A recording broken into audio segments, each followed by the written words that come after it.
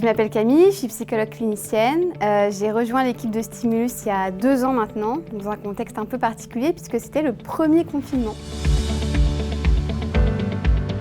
Malgré le fait que la crise sanitaire ait amené les personnes à beaucoup plus nous solliciter en tant que psychologue, j'ai pu constater quand même que majoritairement les personnes ont tendance à sous-estimer leur souffrance ou bien même à ressentir de la honte à l'idée de demander de l'aide à un psychologue. Et ça, c'est assez intéressant parce que finalement, en tant qu'être humain, on a toujours tendance à catégoriser ou à classer la souffrance et le mal-être. Et il faut savoir que parfois, du coup, je suis amenée à entendre des patients qui m'expliquent qu'ils ont des problèmes dans leur couple, mais que c'est pas si grave finalement parce qu'il n'y a pas de violence conjugale, parce qu'il n'y a pas de violence physique, pas de violence verbale. Il n'y a pas de mode d'emploi à la souffrance.